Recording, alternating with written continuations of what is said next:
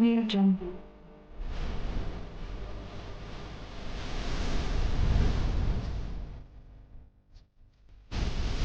Audio Jungle.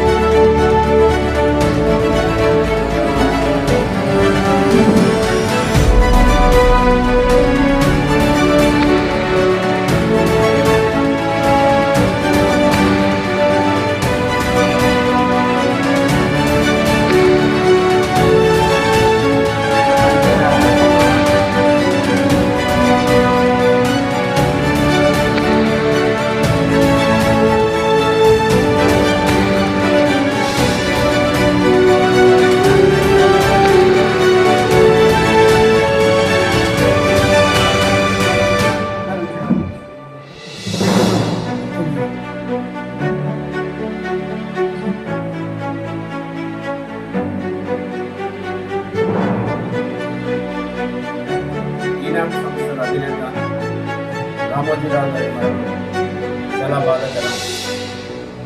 అక్షర యోధుడుగా అతను ఎదుగుతూనే ఎంతోమందికి అక్షరాల్ని నేర్పించి ఈనాడు సంస్థను దినదినాభివృద్ధి చెందుతూ అనేక జర్నలిస్టులకు శిక్షణ కార్యక్రమాలు కూడా నిర్వహిస్తూ జర్నలిస్టులకు ఎప్పటికప్పుడు నైపుణ్యాన్ని పెంచుతూ జర్నలిస్టులకు ఏం కావాలన్నా కానీ వారి యొక్క నైపుణ్యాభివృద్ధిలో రామోజీరావు చేసిన సేవలు ఎనలేనివి. రామోజీరావు గారు పత్రికా మీడియా రంగంలో కాకుండా వివిధ రంగాల్లో కూడా తనదైన శైలిలో ఒక చురుకైన పాత్ర పోషించి సామాన్యమైన జీవితం నుండి అంచెలంచెలుగా ఎదుగుతూ అన్ని రంగాల్లో కూడా తన ముద్రని వేసుకుంటూ జర్నలిస్టులకు తో పాటు వివిధ రంగాల్లో ఉన్న ప్రముఖులకు సుపరిచయుడిగా ఉన్న రామోజీరావు ఈ మధ్య మన మధ్య లేకపోవడం చాలా విచారకరం.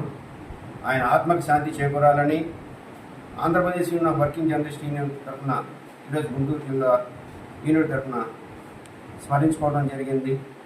అలాంటి మహానీయుడిని నేటి జర్నలిస్టులతో పాటు మేధావులు కూడా ఆయన ఆదర్శంగా తీసుకుని ముందుకు కొనసాగాలని ఈ సందర్భంగా తెలియజేసుకుంటున్నాను. ధన్యవాదాలు.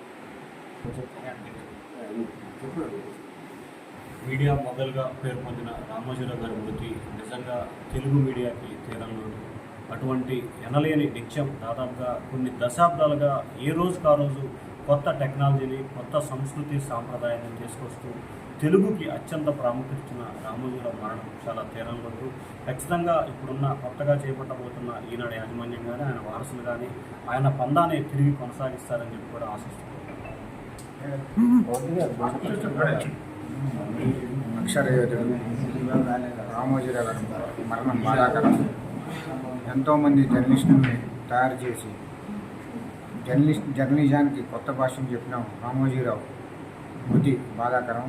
ఆయన ఆత్మకు శాంతి కలగాలని ఏపీడబ్ల్యూజే గుంటూరు జిల్లా శాఖ